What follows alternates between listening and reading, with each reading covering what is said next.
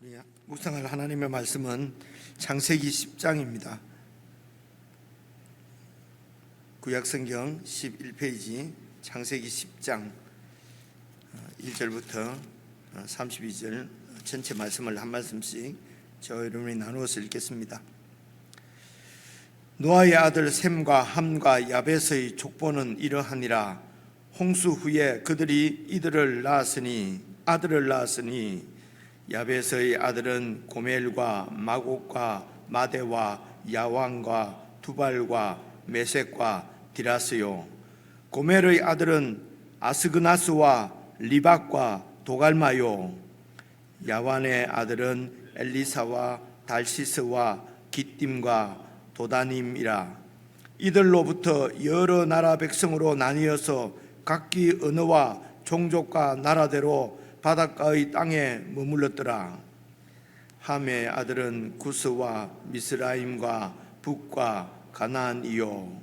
구스의 아들은 스바와 하일라와 삽다와 라마와 삽드가요. 라마의 아들은 스바와 드단이며. 구스가 또 니므롯을 낳았으니 그는 세상의 첫 용사라. 그가 여호와 앞에서 용감한 사냥꾼이 되었으므로 속담에 이르기를 아무는 여호와 앞에 니므롯같이 용감한 사냥꾼이로다 하더라.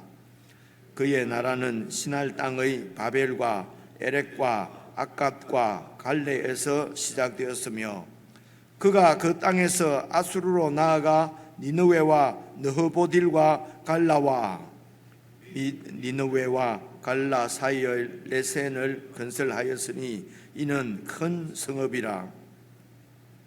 미스라임은 루딤과 아나밈과 르하빔과 납두힘과 아드루심과 가슬루힘과 갑도림을 낳았더라. 가슬루힘에서 블레셋이 나왔더라. 가나안은 장자 시돈과 헷을 낳고 또 여부스 족속과 아모리 족속과 기르가스 족속과 히위 족속과 알가 족속과 신 족속과 아르왓 족속과 스말 족속과 하맛 족속을 낳았더니 이후로 가나안 자손의 족속이 흩어져 나아갔더라. 가나안의 경계는 시돈에서부터 그라를 지나 가사까지와 소돔과 고모라와 아드마와 스보임을 지나 라사까지였더라. 이들은 함의 자손이라 각기 족속과 언어와 지방과 나라대로였더라. 셈은 에벨 온 자손의 조상이요 야벳의 형이라. 그에게도 자녀가 출생하였으니 셈의 아들은 엘람과 아수르와 아르바스갓과 룩과 아람이요. 아람의 아들은 우스와 홀과 게델과 마스며 아르박삿은 셀라를 낳고 셀라는 에벨을 낳았으며 에벨은 두 아들을 낳고 하나의 이름을 벨렉이라 하였으니 그때의 세상이 나뉘었으며 벨렉의 아우의 이름은 욕단이며 욕단은 알모닥과 셀렙과 하살마웻과 예라와 하도람과 우살과 디글라와 오발과 아비마엘과 스바와 오빌과 하율라와 요밥을 낳았으니 이들은 다 욕단의 아들이며 그들이 거주하는 곳은 메사에서부터 스발로 가는 길의 동쪽 산이었더라. 이들은 셈의 자손이니 그 족속과 언어와 지방과 나라대로였더라. 이들은 그 백성들의 족보에 따르면 노아 자손의 족속들이요 홍수 후에 이들에게서 그 땅의 백성들이 나뉘었더라. 오늘 말씀도 그 사람 이름만 이렇게 많이 나오니까 많이 어려워 보입니다. 우선 제일 마지막 절에 이들은 백성들의 족보에 따르면 노아 자손의 족속들이요 홍수 후에 이들에게서 이제 그 땅의 백성들이 이렇게 다 나뉘었는데 이제 어떻게 나뉘어졌냐면은 그 바로 앞에 31절 보시면은 셈의 자손이 그 족속과 언어와 지방과 나라대로였더라. 이제 이 말씀이 셈과 함과 이제 야벳의 이런 아들들에 의해서 이제 이렇게 민족이 이제 형성되는 것을 설명할 때에 여러분 10장 5절도 보시면은요, 이들로부터 여러 나라 백성으로 나뉘어서 각기 언어와 종족과 나라대로 바닷가의 땅에 이렇게 머물렀다고 되어 있지 않습니까? 그것은 이제 1절부터 5절까지는 그러니까 셈의 자손들로 이루어지는 이제 종족과 이제 나라인데, 그렇게 나눠지는 것이 이제 언어를 따라서 언어대로 그렇게 나눠지는 것을 볼 수 있지 않습니까? 그래 이제 6절에 함의 아들도 함의 자손도 이제 그 20절까지입니다. 20절까지 보면은 이들은 함의 자손이라 각기 족속과 언어와 지방과 나라대로였더라. 그러니까 그 이전까지는 같은 언어를 쓰면서 이제 이렇게 이제 그 노아의 후손들이 그렇게 살았겠지요. 그래서 여러분 내일 묵상할 말씀입니다만은 11장 1절을 보시면요, 온 땅의 언어가 하나요, 말이 하나였습니다. 하나였는데 이제 이렇게 그 언어가 달라지고 그렇게 해서 언어를 따라서 이제 종족이 이렇게 나누어졌는데, 이제 어떻게 나누어졌는가, 어떤 종족으로 이렇게 나누어졌는가 하는 것이 이제 10장이거든요. 그러니까 10장에 이렇게 32절에 나오는 대로 홍수 후에 이제 노아에게서 나온 그 후손들에 의해서 그 땅의 백성들이 나누어진 이유를 이제 11장에 설명을 하는 것입니다. 바벨탑 사건이지요. 그러니까 이제 이렇게 연대 순서적으로는 11장이 앞에 나오는 얘기고, 그에 의해서 이제 이렇게 10장의 이런 종족대로 나라대로 언어대로 이렇게 나누어졌다고 이제 그렇게 볼 수 있습니다. 그래서 노아 이제 오늘 10장 1절에 보시면은 노아의 아들 셈과 함과 야벳의 족보는, 이 족보가 여러분 말씀드린 톨레돗이라고 하는 그 이제 히브리 아람어 단어입니다. 그래서 기억하시겠지만은 이 창세기는 이렇게 10개의 톨레돗으로 이렇게 이루어진 이제 구성되어진 책입니다. 성경입니다.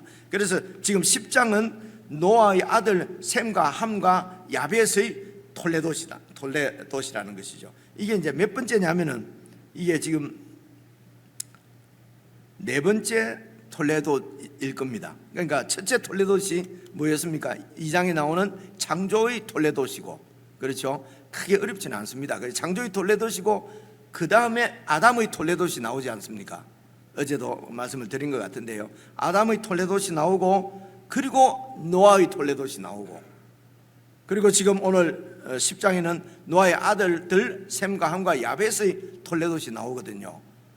그래서 천지의 톨레돗에서는 이제 1장에 하나님께서 이제 이렇게 천지를 지으신 주권자라는 것을 이제 이렇게 얘기를 하고, 그리고 2장에 이제 이 천지의 톨레돗은 그래서 인간을 중심으로 어떠한 일이 일어났는가 보면은 대표적인 것이 죄가 이제 들어와서 그래서 이제 사람들이 이제 죄의 그런 이런 영향이 점점 이제 확대되는 그런 모습을 이제 창조의 톨레돗에서 그렇게 보여줍니다.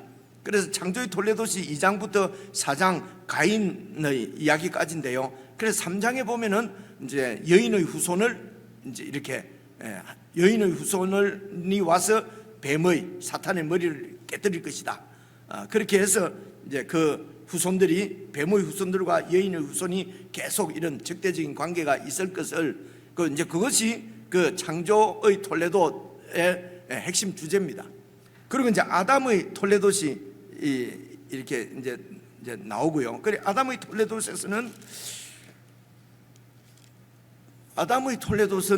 거기에서 이제 역시 이제 아담의 후손과 이제 그 가인의 후손으로 나누어서 거기에 이제 죄가 이 가인 후손의 죄가 아담의 후손, 그러니까 셋의 후손들이죠. 경건한 이런 하나님의 아들들에게도 이렇게 미치는, 그래서 그때도 사람의 아들과 하나님의 아들과 사람의 딸 이렇게 표현되지 않습니까? 그죠? 그렇게 해서 이게 이제 경건한 그런 자손들과 이런 이제 하나님을 떠난 가인의 자손들의 이제 대결 구도를 보여주면서 죄가 그냥 이렇게 이겨내진, 그러니까 하나님의 이 경건한 자손들이 사실은 죄의 이런 권세를 이기지 못하고 먹히는 이제 그런 그렇게 볼 수 있는 표현들이 5장에 이렇게 나오지요. 그래서 아까 사람들이 모두가 태어날 때부터 이렇게 어릴 때부터 생각하는 것이 다 악하고 계획을 세우는 것들이 다 악하고, 이 말은 무엇이 그때 무슨 악한 일이 있었는지, 그러나 한마디로 말하면 하나님이 아니라 각자가 자기 중심대로 자기 중심으로 그렇게 사는 것이, 그렇게 계획하는 것이 악한 계획이라고 볼 수 있어요. 이 얘기는 여러분 사사기에 이제 그러니까 가나안 땅에 들어가서 이제 그 땅에 있는 이제 이 죄인들을 하나님께서 다 심판을 하지 않습니까? 그래서 가나안 족속을 다 몰아내고 그 이스라엘 땅에 가나안 땅에 정착한 이스라엘 백성들, 이제 그들은 왕이 하나님이고 사사들이 통치를 했거든요. 그때를 사사 시대라고 그러는데, 사사기의 가장 문제가 뭐였냐면은 백성들이 자손들이 각자 자기 소견에 옳은 대로 사는 것, 이게 죄의 근원으로 그렇게 얘기를 하고 있습니다. 우리가 다 살펴봤기 때문에 기억하실 것입니다. 그래서 성경에서 말하는 이제 이 죄의 근원은 자기 생각대로, 자기 소견대로, 자기 중심으로 사는 것입니다. 그게 이제 5장의 이야기였습니다. 그리고 이제 6장에 노아의 톨레도시 나오지 않습니까? 노아의 톨레도스는 이런 세상을 물로 완전히 심판하시는 것입니다. 그래서 노아의 톨레도스 여러분 기억할 것은 하나님께서 다시는 더 이상 물로 이 세상을 심판하지 않겠다는 거예요. 물로 심판하지 않는 이유가 뭡니까? 사람들이 늘 어릴 때부터 계획이 악하고 죄인이기 때문에 심판을 안 하겠다는 거죠. 그러니까 그제 말씀을 드렸지만 그게 논리적으로 말이 안 되잖아요. 말을 안 들으니까 심판을 해야 되는데 심판을 이제는 더 이상 안 하겠다 그러니까 내버리는 것이 아니라 사실은 물로 심판하는 것이 아니라 물로 구원하시겠다는 것입니다. 그러니까 물로 씻어서 깨끗한 자손으로 만드시겠다는 것이죠. 그죠? 그래서 그렇게 물로 씻어서 완전히 깨끗하게 만들었어요. 그래서 중생입니다. 새로 태어나게 해서 자기 중심적인 이런 인간들을 하나님의 통치를 받는 하나님 중심적인 그러니까 인본주의에 빠져 있는 인생들을 신본주의로 그렇게 하나님께서 만드시겠다고 하는 것입니다. 그래 그것이 매를 때리고 심판을 하고 그렇게 해서 이루어지는 것이 아니고 하나님이 말하자면 은혜를 베푸셔서 사랑을 베푸셔서 그래서 구속해서, 이 말은 다시 가치관을 완전히 개조가 아니고 다시 태어나게 하는 정도로 완전히 이렇게 바꾸어 버릴 이제 그런 계획이지요. 이제 이런 계획들이 예수님이 오셔서 그 일을 행하시기까지는 우리가 이 하나님의 뜻을 알 수가 없는 것입니다. 그러니까 우리가 마태복음에도 살펴보시면 알지만은 예수님께서는 이 육신이 이 세상에 속한 나는 죽고 다시 부활해서 그 구속의 하나님의 구속을 이루시겠다고 하는 이제 이런 예수님의 말씀을 제자들도 이해를 계속 못하지 않습니까? 그래서 예수님께서 말씀하시기를 변화산에 그런 새로운 세상을 보여주시고 제자들 보고 이 얘기를 아무에게도 하지 마라. 언제까지? 내가 죽고 다시 부활하기까지는 말하지 마라. 이제 이런 말씀을 가만 보면은 이제 땅에 속한 우리를 완전히 하늘에 속한 영적인 존재로 이렇게 변화시키실 것을 말씀하시는 것입니다. 그래서 이게 구원이고 구속이라는 것이죠.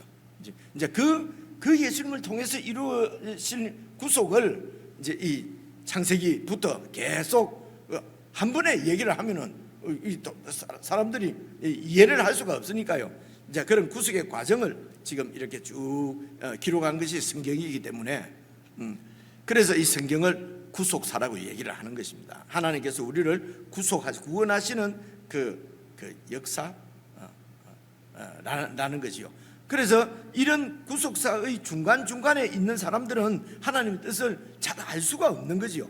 말씀을 하셔도. 그래서 이렇게 여자의 후손이 뭐 뱀의 머리를 상하게 하시고 할 것이고, 그리고 뱀은 여자의 후손의 발꿈치만 다치게 할 거다. 이런 얘기가 무슨 얘기인지 알 수가 없었던 거지요. 그렇죠? 예를 들면요. 그래서 이제 예수님을 통해서 이런 하나님의 계시가 완전히 다 밝혀진 것입니다. 우리는, 저와 여러분은 아담 시대도 아니고 노아 시대도 아니고 다윗 시대도 아니고요. 이제 예수님이 오셔서 이 하나님의 구속의 경륜을 완전히 이루신 그런 비밀이 완전히 밝혀진 시대에 살고 있는 거지요. 그래서 예수님을 통해서 완전히 하나님의 구속의 경륜이 드러났는데도 이것을 받아들이는 사람이 있고 받아들이지 않는 사람이 있다는 것입니다. 그래서 오늘 우리는 그 구속의 경륜을 보고 예수님을 나의 왕으로 모시고 이제 그렇게 사는 것이죠. 그런데 그렇게 하늘 자손으로 이 땅에 사는데도 이게 구원받은 무슨 이런 영광들이 그런 혜택들이 완전히 그래서 구원을 받으면은 하나님께 속하면은 하는 일마다 막 잘 되고 말이지, 뭐가 좀 아니면은 뭐 머리에 이렇게 표가 있어서 뭐 빛이 나든지, 그죠? 예수님을 딱 믿으면은 장발이 된다든지 뭐 이런 변화가 있으면 좋겠는데 아무런 변화가 없는데 자꾸 우리 보고 하늘에 속한 자손이라고 하니까 이제 이게 이게 어려운 거지요.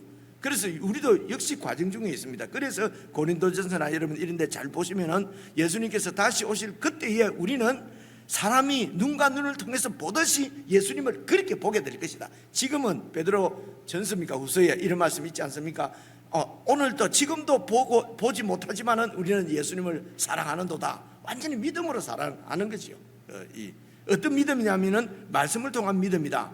말씀을 통한 믿음이라는 것은요, 하나님과 말씀을 통해서 인격적인 관계가 맺어진 그런 믿음으로, 그래서 그냥 하나님이 말씀하신 말씀을 우리가 믿고, 예수님이 이런 일을 행하셨구나. 그래서 성경을 이렇게 읽고 하나님의 경륜을 깨달으면 깨달을수록 도대체 이런 나를 구원하시기 위해서 이렇게 이런 일을 행하셨구나. 이렇게 해서 이제 감탄이 나오고 이제 감격이 나오고, 그렇게 해서 우리가 이제 구원이 대단한 것을 믿음으로 알지만은, 그래서 이런 우리 믿음을 사탄은 흔들려고 막 그렇게 하는 거 아닙니까? 그래서 때로는 흔들려서 또 이렇게 쓰러지기도 하고, 이렇게 해서 이런 마음에 또 의심도 들기도 하고, 이제 의심이라기보다는 이제 의문이죠. 왜 이게 이런 여러 가지 어쨌든 그런 힘든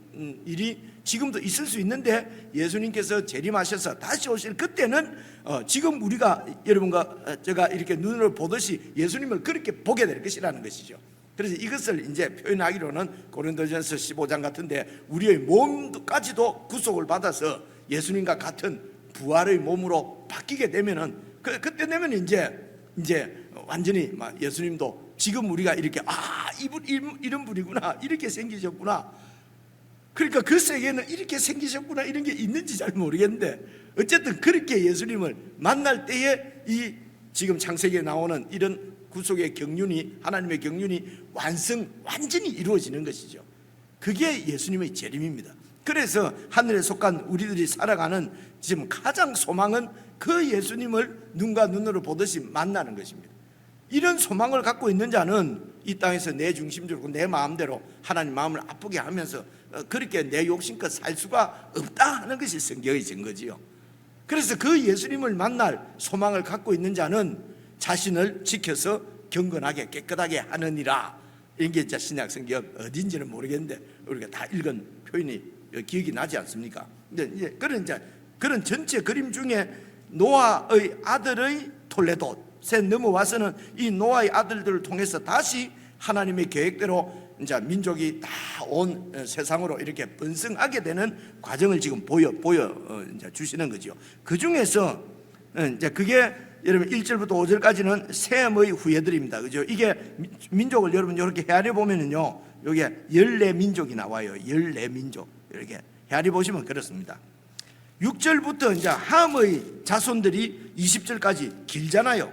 그래서 어제 말씀 보면 이 함의 자손들이 하나님을 대적하는 어떤 그런 그 인간 문화의 주도적인 역할을 이 함의 자손들이 이제 하는 것으로 예언에 나왔지 않습니까? 그죠? 그래서 이 함의 아들들이 아주 길어요.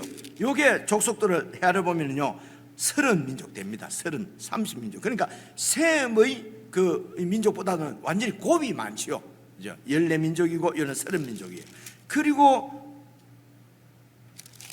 이제 21절에 아니 1절부터 5절까지는 셈이 아니고 야벳입니다. 제가 말을 잘못했습니다. 야벳이 14민족이고 함의 자손이 이게 30민족이고 21절부터 셈 족속이 여기 헤아려 보면은요 아버지 넣고까지 헤아리면은 족속이 많아요. 그런데 아버지는 빼고 그 아들들로 인해서 이제 족장들이 생기는 거죠. 그 족장의 숫자가 여러분 그 셈의 자손이 26민족입니다. 이렇게 합치면은요 70민족이 나와요. 그래 70. 그러니까 이 숫자는 중요한 건 아닌데 이게 이제 이 히브리 문학의 특징이라는 것입니다. 70민족이라고 그러면은 이게 벌써 보여주는 게 이제 완전수입니다. 7도 완전수고 곱하기 10도 완전수고 그래서 하나님의 완전한 계획 속에 이렇게 이루어지는 이제 이런 것을 표현할 때 그래서 70민족이 더 됐는데 70에 맞추었는지 뭐 이런 건 잘 모르겠어요. 모르는데 어쨌든 표현 하나님의 섭리가 이제 70민족으로 이렇게 나타나는 것을 볼 수가 있고요. 이제 그 중에 8절에 보시면은요 8절 구스가 또 니므롯을 낳았으니 그는 세상의 첫 용사라. 그래서 이 니므롯이 어떤 사람이냐? 그가 여호와 앞에서 용감한 사냥꾼이 되었으므로 그러니까 하나님이 통치하시는 세상에서 가장 용감한 사냥꾼이 되었다는 것입니다. 그래서 어느 정도 유명한 사람이 되었느냐? 속담에 이르기를 어떤 사람이 이제 아주 뛰어난 재주를 갖고 있고 힘이 있으면은 그 당시는 힘이 최고지요. 그래서 힘 있는 사람을 보면은 아무는 누구는 여호와 앞에 니므롯같이 용감한 사냥꾼이다 라고 라는 속담이 생길 정도로 이 니므롯이 대단한 사람으로 나타납니다. 그죠? 영웅이죠. 그죠? 그래서 우리는 이런 영웅을 사모합니다. 영웅을 동경합니다. 나도 영웅이 되고 싶고, 그죠? 그리고 내 자식도 영웅이 되게 하고 싶습니다. 우리 교회도 영웅이 되기를 원합니다. 한국에서 최고의 교회, 뭔가 이렇게 랜드마크가 되는 교회. 그래서 우리가 무슨 어쨌든 막 영웅이 되기를 원하는 거죠. 그죠? 이게 이제 이런 부분에 되게 교회까지도 하나님의 자손까지도 거기에 다 속아 넘어간다는 겁니다. 무슨 이 하나님의 자손들이 그 세상 자손 따라서 어디 막 그냥 나쁜데 뭐 있지 않습니까? 술집이나 그런 데 달려간다 이런 것보다도요 이런 영웅 이런 가치관에 휩쓸려 간다는 것입니다. 그만큼 세상 가치관이 사탄의 가치관이 우리 사람들에게는 매력적이고 유혹적이에요. 그래서 이제 우리가 이런 소리도 많이 듣죠. 우리가 예수 전도를 하려면 교회가 매력이 있어야 되지 않느냐, 그죠? 그래갖고 세상에서 말하는 영웅적인 매력을 교회가 막 가지려고 그렇게 애를 쓴 것이 이런 80년대, 90년대 우리 기독교, 한국 기독교의 그 지나온 역사일 수 있어요, 그죠? 그런 세상적인 매력을 가지고는 세상을 이길 수가, 니므롯을 이길 수가 없습니다. 그래서 교회의 멋은 그것하고 완전히 다른 세상 가치관하고는 완전히 다른 그 멋이란 말입니다. 이제 이런 것이 구분이 안 되는 거예요, 그죠? 왜 구분이 안 되냐? 말씀을 묵상하지 않아서 그렇다. 이게 지금 30-40년 한국 지금 이제 좀 경건한 교회 지도자들이 다 그렇게 진단을 해요, 그죠? 그래 이게 니므롯이에요. 하나님 앞에 영웅, 여호와 앞이라는 말도 나오니까 이렇게 여호와께서 좋아하시는 이런 영웅이 돼야 될 걸로 생각하는 거죠, 그죠? 그런데 계속해서 보십시오. 그래서 10절 그의 나라는 이 니므롯의 나라는 시날 땅의 바벨과 에렉과 악과과 갈레에서 시작되었고 그가 그 땅에서 아수르로 나아가서 니느웨, 아수르 이런 이스라엘을 완전히 이렇게 핍박하고 압박하던 사탄 나라의 대표적인 나라가 아수르 니느웨지 않습니까? 그래 이 아수르 니느웨를 이제 바벨론의 왕이 와서 차지하지 않습니까? 그렇죠? 그래서 이 바로 니므롯이 바벨론 나라의 이제 시조입니다. 시조, 그죠?